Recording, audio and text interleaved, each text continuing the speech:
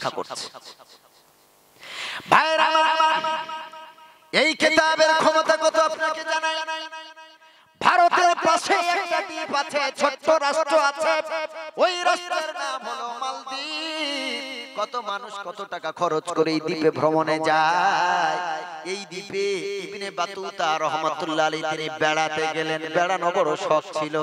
এই বইটা আমার মোবাইলে ডাউনলোড করা আছে, বাড়িতেও আছে। ইবনে বাতুতার সফরনামা, এটা হলো বইয়ের নাম। মালদ্বীপে তিনি রওনা হলেন। মালদ্বীপে যাবার পর তিনি দেখলেন মালদ্বীপের কোনায় কোনায় মসজিদ, সব জায়গায় 5 ওয়াক্ত নামাজে আযানের ধ্বনি ওঠে। অবাক হলেন, চতুর্দিকে দ্বীপ, চতুর্দিকে শুধু পানি আর পানি। এর মাঝখানে ছোট্ট একটা রাষ্ট্র, ছোট্ট একটা দ্বীপ। কে নিয়ে আসলো এই জায়গায় ইসলাম? অনেক মুরব্বি যারা ছিলেন প্রশ্ন করলেন, তোমাদের মালদ্বীপে কে ইসলাম নিয়ে এসেছে? পুরনো একটা ঘটনা তারা শোনালেন। আমাদের মালদ্বীপে একজন বুড়ি মা ছিলেন, স্বামী ছিল না, ছেলে ছিল না, ভাই ছিল না, দাদা ছিল না। মালদ্বীপের বন্যায় সব তার শেষ হয়ে গেছে। একটা মাত্র মেয়ে ছিল, কন্যা ছিল, তাকে নিয়ে বুড়ি ঘর করত। প্রতিদিন জঙ্গলে কাঠ কেটে বুড়ি বিক্রি করে সংসার চালাতো। একদিনের ঘটনা হলো, একদিন এই বুড়ি মা সমুদ্রের কিনারায় গিয়ে জঙ্গলে কাঠ কাটতে গিয়েছে। কাঠ কাটতে গিয়ে দেখে একটা টকবকে যুবক, 15-16 বছরের যুবক, ফর্সা টকবকে, দাড়িও নাই, গোঁফও নাই, এইরকম টকবকে যুবক জঙ্গলের এক কিনারায় অজ্ঞান হয়ে সেন্সলেস অবস্থায় পড়ে আছে। বুড়িমা গায়ে হাত দিল, ঠান্ডা, নাকে হাত দিল, শ্বাস প্রশ্বাস চলছে। মানুষকে হাত দিল, সকলে এক জায়গায় এলো। সেবা শুশ্রূষা দেওয়ার পর, চিকিৎসা দেওয়ার পর ছেলেটা সুস্থ হলো। সুস্থ হওয়ার পর ছেলে দেখে কোথায়, ছেলে কোন জায়গায় এসে উঠেছে। ছেলেটার ভাষা মালদ্বীপের কেউ বুঝলো না, আর মালদ্বীপের ভাষা ছেলেটাও বুঝতে পারে না। কোথায় থাকবে এই ছেলেটা? 1 মাস 2 মাস এই বুড়ি মা বলল, শোনে, আমার কোনো ছেলে নাই, পরিবারে কেউ নাই, এই ছেলেটারে আমার ঘরে রাখবো, আমার ছেলের জায়গা তারে দেব। আজ থেকে আমি ওর মা, ও আমার ছেলে। আমি হতে পারে পেটে না ধরতে পারি, কিন্তু আজ থেকে ছেলে বলে মেনে নিলাম। 1 মাস 2 মাস 3 মাস হলো গো। এবার ওই ছেলেটা মালদ্বীপের ভাষাও বুঝতে পারছে আস্তে আস্তে। একদিন বুড়িমাকে বুড়িমা জিজ্ঞেস করলেন, বাবা তোমার নাম কি? বলল, আমার নাম হলো আবুল বারাকাত। সুবহানাল্লাহ, কত সুন্দর নাম, আবুল বারাকাত। ভাইরা আমার, কোথায় বাড়ি রে বাবা? আমার বাড়ি সুদূর আরবে। এখনকার মতো লোকেশন নাই, কিছুই নাই। কি করে যাবে তার দ্বীপে? কোথায় রাস্তা? চতুর্দিকে সমুদ্র। কোথায় থাকবি রে বাবা? তোর বাড়ি তুই যেতে পারবি না। তবে শোন আবুল বারাকাত, কি করে এখানে নিব? আবুল বারাকাত বলল, মারে, আমি এক জাহাজে যাচ্ছিলাম বিদেশ ভ্রমণে। হঠাৎ করে সমুদ্রের মাঝখানে উত্তাল তরঙ্গ, ঢেউ, ঝড় হয়েছে, জাহাজটা উল্টে গেছে গো। চোখের সামনে জাহাজের সব যাত্রী মারা গেল। আমাকে আল্লাহ তাআলা ওই জাহাজের এক ধার, এক কিনারা হতে একটা কাঠ আল্লাহ ছাড়িয়ে দিলেন। ওই কাঠে আমি আবুল বারাকাত জড়িয়ে ধরে ভর করে রইলাম। আমি জানি না, আমি ওই কাঠের উপরে ভর করে আল্লাহর নামের তাসবিহ আদায় করছিলাম, আর সমুদ্রের ঢেউ ঢেউ আমাকে ঠেলতে ঠেলতে, আঘাত দিতে দিতে আপনার এলাকায় এনেছে। বুড়ি মা বলছে, বাবা আজ থেকে বাবা তুই কোথাও যাবি না, আজ থেকে তোর দেশে যেতে হতো, তুই পারবি না রে বাবা। তোকে দুটো কথা বলি, তুই শোন। এ আবুল বারাকাত, আজ থেকে যতদিন বাঁচবি, আমার ঘরে থাকবি। আজ থেকে আমি তোর মা, তুই আমারে মা বলে ডাক দিবি রে। আমি তোকে খোকা বলে ডাক দেবো। আজ থেকে তুই আমার সন্তান, আমার কন্যা, আজ থেকে তোর বোন, আজ থেকে তুই আমার পরিবারের সন্তান রে বাবা। আবুল বারাকাত আনন্দে আত্মহারা। প্রতিদিন আবুল বারাকাত জঙ্গলে যায়, কাঠ কেটে আবার ফিরে আসে। মাকে বলল, মা গো, বুড়ি হয়ে গেছো, বৃদ্ধা হয়েছো, তোমাকে কাঠ কাটতে হবে না, আমি তোমার সন্তান। আমার যখন সন্তান বলে তুমি জায়গা দিয়েছো, আজ থেকে আমি রোজগার করে তোমাকে, আমার বোনটাকে চালিয়ে নেব মা। প্রতিদিন কাজ করতে যায় আবুল বারাকাত। একদিন কাজ করে সন্ধ্যাবেলায় আসরের সময়ে আবুল বারাকাত যখন ঘরে ফিরছে, দেখছে ঘরের দরজার সামনে রাজার দরবার হতে অনেক মানুষ এসেছে। রাজা প্রশাসন পাঠিয়েছে, রাজা অনেকজনকে পাঠিয়েছে ঘোড়ার গাড়িতে করে, এমন করে খানা পিনা রেডি, মেয়েদের লেবাস রেডি। এইবারে বলল, শোনো, ঘরের ভিতর দিয়ে মায়ের কান্নার আওয়াজ, বোনের কান্নার আওয়াজ। আবুল বারাকাত মনে করছে আমার বোনের বিয়ে হবে নাকি। বাড়ির ভিতরে যখন ঢুকলো, মা মেয়েটাকে জড়িয়ে কাঁদে, মেয়েটা মাকে জড়িয়ে কাঁদে। আবুল বারাকাত বলল, মা কি হয়েছে জানতে চাই, কেন তোমরা কাঁদো, কি কারণে, বোনের কি বিয়ে হবে নাকি? মা বলল, না রে বাবা, আজ জীবনের শেষবারের মতো তোর বোনের মুখটা দেখে নে, আর তোর বোনকে পাবি না। জীবিত অবস্থায় তোর বোন মারা যাবে, তোর বোনকে আর পাবি না। জীবনের শেষবারের মতো দেখে নে। রাজ দরবার হতে গহনা গাটি শাড়ি সব কিছু এসে গেছে বাবা। ঘোড়ার গাড়ি চলে এসেছে, পালকি চলে এসেছে, তোর বোনকে চিরবিদায় নিয়ে চলে যেতে হবে। আবুল বারাকাত বলল, মা ঘটনাটা কি?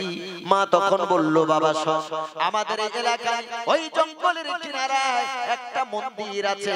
প্রতি বছর লটারির মাধ্যমে কুমারী একজন মেয়েকে মন্দিরে রেখে আসতে হয় অমুক তারিখে।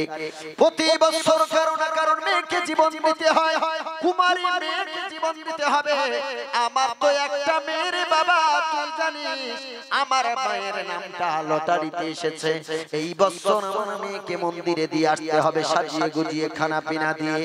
আর জানি না কি যেন হয়, সকালবেলা ওই মন্দিরে আর কুমারী মেয়েকে পাওয়া যায় না, আর ওই মন্দিরে শুধু রক্তগুলো পড়ে থাকে। ওরে আবুল বারাকাত, এই বছর আমার মেয়েটাকে মন্দিরে পাঠিয়ে দিতে হবে, আগামী কাল হতে আর তোর বোনের খোঁজ থাকবে না। আবুল বারাকাত এই সুযোগে বলল, কি হয় আমি দেখতে চাই।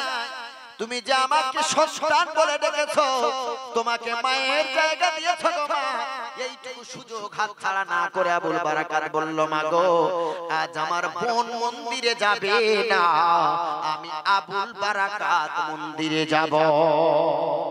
মা বলল, কি করে বলবা?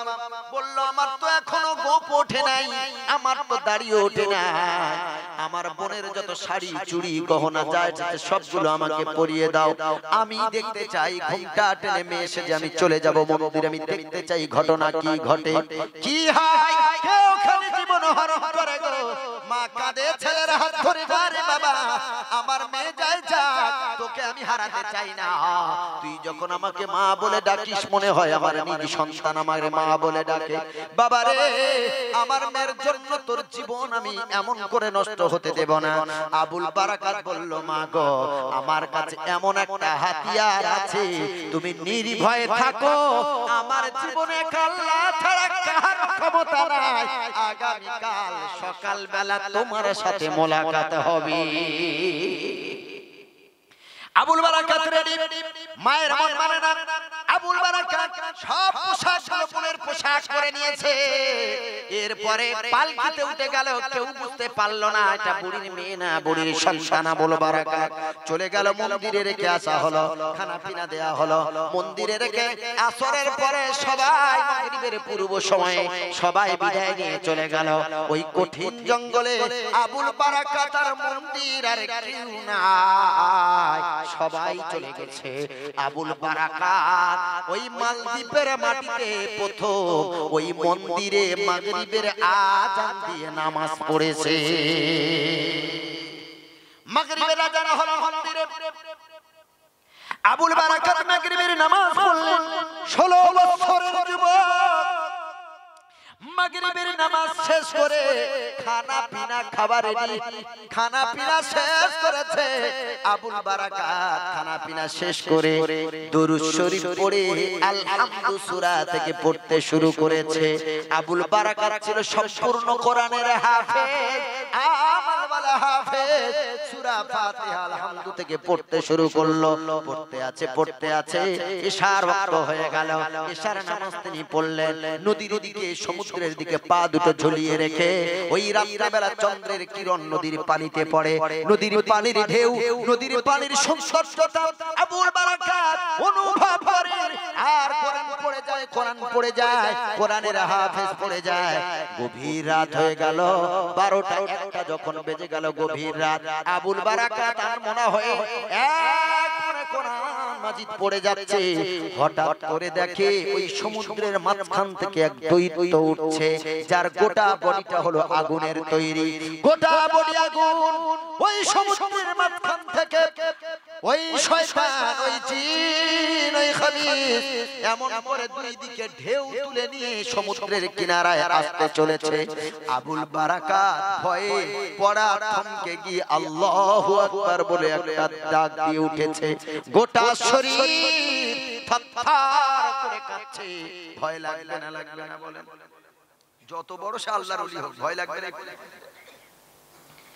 আমরা যখন শীতকালে ওই কবরস্থানের পাশ দিয়ে অথবা কোন শ্মশানের পাশ দিয়ে অথবা বাঁশবাগানের ভিতর দিয়ে যখন যাই, সত্যি কথা বলবেন, ভয় লাগে না? লাগে না?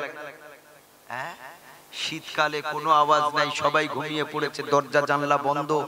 যদি কিছু হয়ে যায় তখন যে বেটা কোনোদিন কলমা পড়ে না, সবসময় গান বাজনা নিয়ে থাকে, ও তখন জোরে জোরে কলমা পড়তে পড়তে যায়। ভয় যদি কবর থেকে উঠে এসে হাত ধরে টানে, ভয় জোরে জোরে পড়ে। জোরে পড়ে না আস্তে পড়ে? জোরে জোরে। কেন? যদি বিপদে পড়ি আমার অন্তত ডাক শুনে কেউ তো ছুটে আসবে। এটা স্বাভাবিক ব্যাপার, যে কোনো মানুষ ভয় পাবে, যতই সাহসী একটা মৃদু ভয় তার ভিতরে কাজ করবে। আবুল বারাকাত ভয় পেয়ে আল্লাহু আকবার বলে চিৎকার দিয়ে উঠেছে।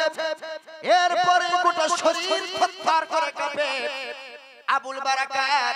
তারপরে আবার যেখানে পড়া স্টপ করেছিলেন আবার পড়তে শুরু করলেন। এখন ভয় যেহেতু লেগেছে, গলায় যত আওয়াজ ছিল সব আওয়াজের ঝংকার তুলে দিয়ে আবুল বারাকাত মন্দিরে একা বসে কোরআন পড়ছে। এই কোরআনের আওয়াজ তত দূর পর্যন্ত গেল, ওই যে দৈত্য শয়তান, ওই যে ঢেউ নিয়ে আসতেছিল কোরআনের আঘাতে, কোরআনের আওয়াজের আঘাতে এত জোরে তাকে ধাক্কা দিয়েছে, ওই শয়তান ঢেউ সহ বহু দূরে ছিটকে পড়ে গেছে। আবার শয়তান উঠতে চাইলো, আবার আসতে চায়। আবুল বারাকাত আরো চিৎকার দিয়ে গলার সর্বস্ব ক্ষমতাকে জাহির করে আবুল বারাকাত পড়ছে। যেইখান পর্যন্ত আওয়াজের সীমারেখা, যেই পর্যন্ত কোরআনের আওয়াজ পৌঁছায়, ওই শয়তান আবার ওই পর্যন্ত উঠে আসে। কোরআনের আওয়াজের ধাক্কায় আবার অনেক দূরে ছিটকে পড়ে যায় আছাড় খেয়ে, আবার উঠে আসতে থাকে, আবার ছিটকে পড়ে যায়, বারবার এইভাবে আস্তে আস্তে এক সময় শয়তান চিরতরে ওই জায়গা থেকে বিলীন হয়ে গেছে। সারা রাত আল্লাহর জাতের কসম, ইবনে বাতুতার সফরনামা বইটা পড়ে দেখবে, সারা রাতে আবুল বারাকাত ওই মন্দিরে বসে কোরআনের এক খতম কোরআন পড়েছে। সকাল হয়ে গেল, রাত দরবার হতে প্রশাসন এসেছে, লোক এসেছে মন্দির পরিষ্কার করার জন্য। রক্ত সব যা লেগে আছে পরিষ্কার করবে। এসে দেখে মন্দিরে কোনো রক্ত নাই, মন্দিরের এক কোণায় একটা যুবক বসে আছে। কে তুই? তুই এই সময় সকাল বেলা কে, কোথা থেকে এসেছিস? ও তো রাজ দরবারের লোক, একে চেনে না। বললো আমি তো আসিনি বাবুজি, আমাকে তো তোমরা পালকি তুলে দিয়ে গেলে। বললো কি বলিস? বললো হ্যাঁ, বুড়ির মেয়ে আসেনি, আমি এসেছিলাম বুড়ির মেয়ের লেবাস গুলো পরে। কি হলো, খবরটা কি, ঘটনাটা কি, বাঁচলি কি করে? বলে এই গল্প তোদের, এই ঘটনা তোদের সামনে বলবো না, এটা রাজ দরবার। আবুল বারাকাতকে নিয়ে উঠিয়ে নিয়ে চলে যাওয়া হলো রাজ দরবারে। আবুল বারাকাতকে জিজ্ঞাসাবাদ করা হলো। আবুল বারাকাত সারা রাতে যা ঘটেছে সবকিছু ঘটনা বর্ণনা করলেন। এরপরে ওই মালদ্বীপের রাজা বলল, আবুল বারাকাত তোর কথাই যদি সত্য হয়, আর তোর কারণে আমাদের মালদ্বীপের একটা নারীর জীবন বেঁচে গেছে রে আবুল বারাকাত। যদি তোর ধর্ম সত্য হয়, তোর কোরআন সত্য হয়, আগামী বছর যদি এই বিপদ থেকে আমাদের মালদ্বীপের কন্যা বেঁচে যায়, এই মালদ্বীপে কেউ তোর ধর্ম গ্রহণ করুক আর না করুক, আমি মালদ্বীপের রাজা তোর ধর্ম কবুল করব। ও বাবাজি, পরীক্ষার প্রথম দিন ভয় বেশি লাগে না দ্বিতীয় দিন? প্রথম দিন লাগে না? কেমন সিকিউরিটি গার্ড হবে, কেমন গার্ড হবে, কি কোশ্চেন আসবে, কি হবে না হবে, প্রথম দিনটা বিশাল টেনশন। দ্বিতীয় দিন আর টেনশন হয় না, কি বলেন? তো যিনি প্রথমবারে খেলায় জিতেছে, দ্বিতীয়বার আর ভয় পাবে? আবুল বারাকাত বলল, লাব্বাইক, আমি রাজি। প্রথমবার আমি লড়াই করে জিতে এসেছি, দ্বিতীয়বার আর ভয় লাগবে না। এক বছর চলে গেল, আবার ওই দিনে আবুল বারাকাতকে মন্দিরে রেখে আসা হলো। সারা রাত চলে গেল, সেই জিন্না, সেই জিন, সেই দৈত্যের আর কোনো খবর নাই। জোরে বলেন না সুবহানাল্লাহ। আবুল বারাকাতকে পালকিতে করে রাজ দরবারে নিয়ে যাওয়া হলো। রাজা, মালদ্বীপের রাজা যা কথা দিয়েছে তা মানতে হবে। মালদ্বীপের সব জায়গায় প্রচার হয়ে গেল এই ঘটনা। সবাই এখন দেখতে এসেছে, কি হয় দেখি, কি হয় দেখি। রাজা, মালদ্বীপের রাজা নিজের সিংহাসন ছেড়ে 16 বছরের যুবক হাফেজে কোরআন আবুল বারাকাতকে রাজা তার দরবারে বসালেন। জোরে বলেন সুবহানাল্লাহ। গিয়ে আবুল বারাকাতের হাতটা ধরে বলছে, যেখানে মালদ্বীপের সবাই, নারী পুরুষ বৃদ্ধ আবাল বনিতা সবাই আছে, সবাই দেখবে। মালদ্বীপের রাজা বলল, আবুল বারাকাত, আমি আমার ধর্ম ত্যাগ করে আমি তোমাকে কথা দিয়েছি, তোমার ধর্ম মালদ্বীপের সকলকে সাক্ষী রেখে তোমার ধর্ম গ্রহণ করলাম। জোরে বলেন সুবহানাল্লাহ। মালদ্বীপবাসীরা বলল, আমরা কেন আর নয়, আমাদের রাজা যেহেতু ইসলাম কবুল করেছে, মালদ্বীপের একজন বাকি ছিল না, খোদার কসম মালদ্বীপের একজন বাকি ছিল না যে ইসলাম ধর্ম কবুল করেনি। সকলে সেদিন আবুল বারাকাতের হাতে হাত দিয়ে ইসলাম কবুল করেছে। জোরে বলেন সুবহানাল্লাহ। একটু জোরে বলবেন নারায়ে তাকবীর, নারায়ে তাকবীর। সেই কোরআনের দরকার আছে না নাই? যে কোরআনের মাধ্যমে আল্লাহ মালদ্বীপকে হেফাজত করেছেন, সেই মালদ্বীপ আজও আছে, দেখে আসবেন। ও মুসলমান বাবাজি, আপনাদের কাছে বলবো, আজকে যারা কোরআনের শিক্ষা অর্জন করে এদের শান্তি নাই, অনেক কষ্টে কোরআন শিক্ষা অর্জন করতে হয়। একটু ভাবুন তো বাবাজি, আপনার ছেলেটা স্কুল কলেজে ইউনিভার্সিটিতে পড়ছে, তার মা তাকে কখনো নিচে ঘুমাতে দেয় না, তার জন্য খাট পালঙের ব্যবস্থা করে রেখেছে। আর মাদ্রাসার ছেলেটা মা ছেড়েছে, বাপ ছেড়েছে, ভাই ছেড়েছে, অল পরিবার সব ছেড়ে মাদ্রাসায় এই কনকনে ঠান্ডায় তক্তবোস নাই, একটা খাটও নাই, কিচ্ছু নাই। ওই মেঝের উপরে, ফ্লোরের উপরে একটা মাদুর যদি থাকলো তো ভালো, নাও থাকলো দুই একটা কাঁথা বিছিয়ে তারা ঘুমিয়ে পড়ে। যা আপনি কল্পনা করতে পারবেন না যে আপনার ছেলে কোনোদিন মেঝেতেই ঠান্ডায় ঘুমাবে। কোরআন শিক্ষা তো সহজ মনে করলেন, শিক্ষা করা এত অনেক কঠিন। ভাইরা একটু চিন্তা করেন বাবাজি, ও হাজার মুসলমান, টাকা জমিয়ে রেখেছো, সারা জীবন যে ভিক্ষা করে যায় তাকে ভিক দিচ্ছ। মসজিদ হয়েছে 3 তলা, আরো মসজিদে দান করছো। ওই পাশের এলাকার মসজিদে 3টে মিনার, 2টো মিনার করেছে। এই এলাকার মানুষ বলল, ওরা যদি কিছু করতে পারে, আমরা কি কম আছে, আমরা 3টে মিনার করব। যেখানে টাকার প্রয়োজন নাই গো, মসজিদটা বিল্ডিং এর উপরে বিল্ডিং হচ্ছে, মুসল্লির খবর নাই, নামাজির খবর নাই, সারা জীবন ভিক্ষা করে যাচ্ছে, তাকে ভিক দিয়ে যাচ্ছে। 2 বছর আগে কলম পত্রিকায় লেখা হলো, এক ভিখারি মারা যাওয়ার পর তার ঘরে সার্চ দিয়ে দেখা গেল 10 লক্ষ টাকা কয়েন পাওয়া গেছে।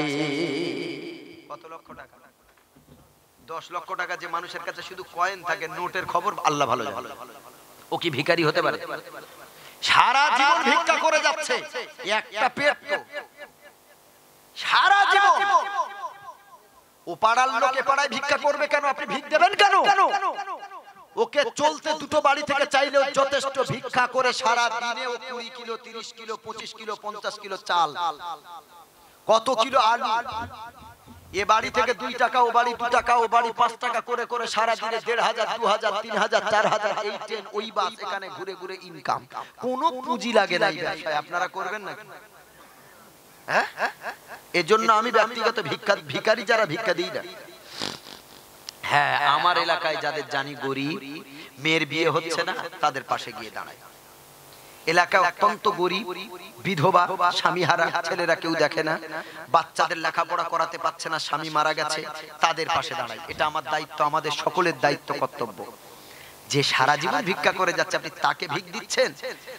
আমার ফার্মেসি, আমার একজন কাস্টমার বলছে, যে বাড়িতে ভাড়ায় থাকি ওই বাড়িতে যা প্রতিদিন ভিক্ষা করে ওই বাড়িওয়ালা দেয়, আর সে সপ্তাহে সপ্তাহে দেয়। বলে সপ্তাহে 1000, কখনো 500 টাকা দেয়, সব মেরে নেয়। আমি বললাম দুটো খাতা করো, একটা থাকবে তোমার কাছে, একটা থাকবে আমার কাছে। তুমি বৃদ্ধা মা, তোমার কেউ নাই, ভিক্ষা করছো, তো প্রতিদিন বা যখনই যা কিছু দেবে ডেট দিয়ে তোমার খাতায় লিখে নেবে, আমার খাতায় লিখবো সামনাসামনি। এই পর্যন্তই প্রায় 1.5 মাস হলো, প্রায় 18 থেকে 20,000 টাকা আমার কাছে অ্যাকাউন্টে জমা হয়ে গেছে।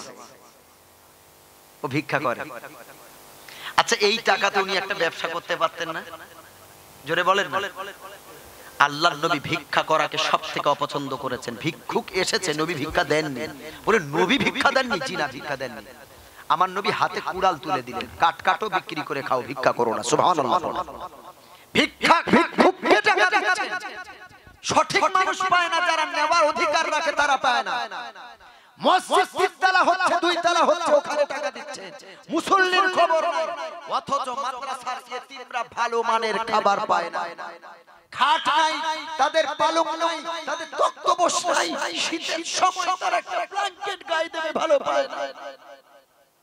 আপনি চিন্তা করছেন, যারা মাদ্রাসার কর্তৃপক্ষ, যারা মাদ্রাসা চালায় তারা বোঝে গো, আমাদেরও ছেলে মেয়ে আছে। ভাইরা আমার, মাদ্রাসার ছেলেরা যে কত কষ্ট পায় আমরা জানি, কারণ আমরা যারা আলেম হাফেজ হয়েছি সব তো মাদ্রাসাতে শিক্ষা করে হয়েছে। একটা ছেলে যদি কোনো কোনায় ঘুমিয়ে পড়ে খেলা করতে করতে, ওর বিছানা পর্যন্ত কেউ করে দেওয়ার মতো নাই। ওকে সারা রাত ওর গায়ে মশা কামড়াবে, হাজারো হাজারো মশারিটুকু খাটিয়ে দেওয়ার মতো কেউ নাই। আপনি বলেন, যেই ছেলেটা তার বাপ মা ছেড়ে মাদ্রাসায় এসেছে, ওই বাচ্চা যদি ওর মায়ের কাছে থাকতো, জীবনে মশারি ছাড়া ওকে ঘুম পড়াতো না, ওকে নিচে ঘুমাতে দিত না, ওকে উপরে জায়গা করে দিত, ওকে না খাইয়ে ঘুম পড়াতো না। মাদ্রাসার বাচ্চা যদি কেউ না খেয়ে ঘুমিয়ে পড়ে, কেউ নাই যে এসে জিজ্ঞেস করবে বাবা খেয়েছিস কিনা, যদি না খাস উঠে পড় খেয়ে নে। টাইম ওয়াইজ খানা দেওয়া হয়, ওই টাইমে যদি তারা খানা কেউ না খায়, দ্বিতীয় টাইম আর খানা তারা পাবে না। সুতরাং মুসলমান বাবাজি, আমাদের সন্তানরা তারা ভালো মানের খেতে পায় না। আপনার ছেলে মেয়ে স্কুলে যায়, হরলিক্স খেয়ে যায়, কমপ্লান খেয়ে যায়, প্রোটিনের পাউডার খেয়ে যায়, তারা পেডিয়াশিওর খেয়ে যায়, তারা এমন করে প্রোটিন জাতীয় খাবার খেয়ে যায়, ডিম সিদ্ধ, বাদাম, ছোলার ছাতু, কত দামি দামি হেলদি ফুড আপনার বাচ্চাকে খাওয়াচ্ছে। আমরা আমাদের বাচ্চাকে এগুলো খাওয়ানোর মতো সাধ্য আমাদের নাই। যদি আপনারা আমাদের পাশে দাঁড়ান, মাদ্রাসার বিরোধিতা না করে যদি আমাদের পক্ষে আসেন, আল্লাহর কসম করে বলছি, আপনার সন্তান যেমন উন্নত মানের খানা খায়, আমাদের সন্তানদেরও উন্নত মানের খানা দিতে পারবো ইনশাআল্লাহ। তাদেরও সকালবেলা ডিম সিদ্ধ দিতে পারবো। মাদ্রাসার ছেলেরা পান্তা ছাড়া কিচ্ছু পায় না, কিচ্ছু পায় না। আপনার ছেলেকে এত দামি দামি খানা খাওয়াচ্ছেন, তারপরেও প্রতি সপ্তাহে ডাক্তার দেখাচ্ছেন, রোগ আর ছেড়ে যায় না। মাদ্রাসার ছেলেরা সকালবেলা 1 লোকমা পান্তা খাবে। এরা 1 লোকমা পান্তাতে আল্লাহ তাআলা যত আয়রন দরকার, হেমোগ্লোবিন দরকার, ফসফরাস দরকার, যত ইমিউনিটি পাওয়ার দরকার, আর যত ক্যালসিয়াম দরকার, সব আল্লাহ তাআলা মাদ্রাসার বাচ্চাদের 1 লোকমা পান্তায় ঢেলে দিয়েছে। জোরে বলেন সুবহানাল্লাহ। আমি চ্যালেঞ্জ করছি, আপনার ছেলেকে আজ থেকে প্রতিদিন যদি ঘরে নিচে মেঝের উপরে ঘুম পড়ান আর প্রতিদিন যদি পান্তা খাওয়ান আপনার বাচ্চাকে ডেলি, এক সপ্তাহ ঘুরতে যাবে না, আপনার বাচ্চাকে ডাক্তারের কাছে দেখাতে হবে, ও নিঃশ্বাস ফেলতে পারবে না, ব্রঙ্কাইটিস, নিউমোনিয়া, টিবি, যক্ষা যা আছে সব ধরবে। আল্লাহর শুকর, লক্ষ কোটি শুকর, আমাদের বাচ্চাদের আর্থারাইটিস হয় না, দাঁতের রোগ হয় না, কোমর হাঁটু ধরে না, এরা যেটুকু খায় আমার আল্লাহর রহমত বর্ষণ করেন। জোরে বলেন সুবহানাল্লাহ। বাপজি আমার কত এতিম বাচ্চা আছে, বাপ মারা গেছে, মা নাই। কয়েকদিন আগে এক মাদ্রাসায় জলসা করছিলাম, এক ছেলে এসে ওই আপনার আসামে বলছে হুজুর সালাম দিতে এসেছে, বলছে বাচ্চাটা এতিম। আমি বলে বাপ নাই? বললো বাপও নাই মাও নাই। কে দেখে বাবা? বললো আমার বড় আব্বু দেখে। নিজের ছেলেকে যেমন দেখতে পারে ভাইয়ের ছেলেকে কি সমান সমান দেখা যায় বাবাজি? আমি ছটছট করে কেঁদে দিয়েছি, আরে বাচ্চাটার মাও নাই বাপও নাই। মাদ্রাসার ছেলেরা যে কত কষ্ট থাকে আপনার ধারণাই নাই। এরা যদি কষ্ট না করতো দুনিয়া থেকে ইসলাম মিটে যেত, কোরআন মিটে যেত। কষ্টের বদলা হিসেবে আল্লাহ আমাদের মাধ্যমে কোরআন হেফাজত করেছেন। আল্লাহ কোরআন হেফাজতের দায়িত্ব নিয়েছেন, তবে আল্লাহ ডাইরেক্ট হেফাজত করবেন না, আল্লাহ হাফেজদের সিনাতে কোরআন লোড করে দিয়ে কোরআন হেফাজত করবেন। জোরে বলেন সুবহানাল্লাহ। ভাইরা আমার, সকালবেলা বৃহস্পতিবার ছুটির দিন, ছেলেটা দরখাস্ত পেশ করেছে, হুজুর আমি বাড়ি যাব। হুজুর তারে ছুটি দিলেন। বুধবার রাত্রে বেলা হুজুরের কাছে বলেছে, হুজুর আজ 2 মাস 3 মাস হয়ে গেছে আমি বাড়িতে যাই না, আমার মাকে দেখতে পাই না, বাবাকে দেখতে পাই না, মায়ের আদর পাই না গো হুজুর, আমার আব্বাও আসে না, আমার মাও আসে না, একটু 1-2 দিনের ছুটি দেবেন, আমি একটু বাড়িতে গিয়ে একটু বেরিয়ে আসবো, আবার চলে আসবো। বুধবার রাত্রে বললো ঠিক আছে ছুটি দেব। বুধবার রাত্রে বেলা হুজুরের মোবাইলটা নিয়ে মায়ের ফোনে ফোন দিয়েছে, মা আগামীকাল বৃহস্পতিবার সকালবেলা দুপুরের মধ্যে বাড়ি ঢুকবো গো মা। মা আত্মহারা, আনন্দে আত্মহারা মা। মা পথে বসে আছে, আমার ছেলেটা কখন আসবে, কখন আমাকে একবার মা বলে ডাকবে। ও ভাই, স্বামীটা আছে বাইরে কাজে দোকানে, ফোন দিয়ে বললো, ছেলে ফোন দিয়েছিল আগামীকাল সকালবেলা আসবে, আপনি তাড়াতাড়ি বাড়ি আসবেন। বাপের আনন্দের ঢেউ উঠলো, মায়ের আনন্দের ঢেউ। সকালবেলা ওর মা ওর বাপকে জাগিয়ে দিয়েছে, তাড়াতাড়ি ওঠো হে, আজকে বাজারে সবথেকে দামি মাছটা তুমি কিনে আনবে, আজকে কৃপণতা করবে না, আজকে আমার বাচ্চাকে আমি খাবো, আজ 3 মাস পর আমার বাচ্চা আমাকে মা বলে ডাকবে, তার চেহারাখানা দেখতে পাবো, আজকে বাজারের সবথেকে দামি মাছটা কিনে আনবে। দেখে বলছে আজকে কৃপণতা না, খাসির গোশত কিনে আনবে, গরুর গোশত কিনে আনবে, আমার কলিজার টুকরাকে আজকে আমি মন ভরে খাওয়াবো। বাপ সকালবেলা উঠে গেছে, বাজারে গিয়ে দামি দামি খাবারগুলো কিনে এনেছে, বাচ্চা খাবে। সকাল 10টার মধ্যে মা রান্না রেডি করে দিয়েছে। রেডি করে মা একবার রোডের দিকে তাকায়, একবার বাইরে আসার, একবার ভিতরে যায়, একটা করে গাড়ি পাস হয়, মনে মনে করছে এই গাড়িতে বুঝি আমার বাচ্চা নামবে। কেউ সবাই নেমে গেল, মা তার বাচ্চাকে দেখতে পেল না। আবার একটা গাড়ি যায়, আবার মনে করলো আমার সন্তান এই গাড়িতে নামবে, সব যাত্রী নেমে গেল, নিজ সন্তানকে দেখতে পায় না। আবার একটা গাড়ি যায়, আবার দেখতে পাচ্ছে আমার সন্তান এটাতে নামবে। ও ভাই, একটা সময় মা দেখতে দেখতে দেখতে বেরো, দূর থেকে ছেলে বাস থেকে নেমে হাঁটতে হাঁটতে আসছে। মা কলিজার টুকরের ভালোবাসায় দৌড় দিয়ে গিয়েছে, 3 মাস পরে ছেলের মুখটা দেখেছে, জড়িয়ে ধরে ঝরঝর ঝরঝর করে কেঁদে ফেলেছে। বাবারে, একবার কপালে চুমা দেয়, একবার গালে চুমা দেয়, ব্যাগটা ছেলের কাছ থেকে নিয়ে নিজের হাতে নেয়, বলে বাবা কষ্ট হয়েছে অনেক, আসতে বাবা হাত মুখটা ধুয়ে নে, তোর খানা রেডি করি। মা সব কিছু রেডি করে বাচ্চার সামনে দিয়ে দিয়েছে। বাচ্চা হাতটা ধোবে, খেতে বসবে, সবে ভাত মাখাতে যাবে, মা বলছে না রে বাবা, আজকে তুই তোর নিজের হাতে খাবি না।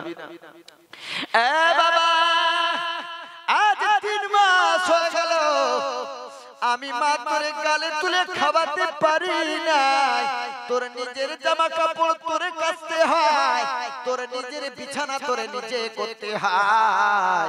বাবা রে আজ আমি মা তোকে আমি খাইয়ে দেব বাবা। আহ মুসলমান, খাওয়াতে খাওয়াতে মা ঝরঝর করে কাঁদে আর বলে বাবা কতদিন তুই গোশত খাসনি, মাছ খাসনি, কতদিন ডিম পাসনি রে, দামি দামি খাবার তোর পেটে পড়ে না। আজ আমি মা তোকে মন ভরে খাওয়াবো বাবা। মা বাচ্চাটারে খাওয়ায়, যতদিন একমাত্র সার ছেলে বাড়িতে থাকে ওর মা ভালো খেতে পারে না, ওর বাপ ভালো খেতে পারে না। ওরে মুসলমান, বাড়িতে কুটুম আসে সকলকে খাওয়া দেয়, মা খায় না, বাবাও খায় না। সকলে বিরিয়ানি খাবে, পোলাও খাবে, মা যখন বসবে তখন সন্তানের কথা মনে ওঠে। আমার কলিজার টুকরা মাদ্রাসায় পড়ছে, আমার কলিজার টুকরা বিরিয়ানি পায় না, ফুচকা পোলাও পায় না, আমি মা আমার বাচ্চাকে ছেড়ে কি করে খাই।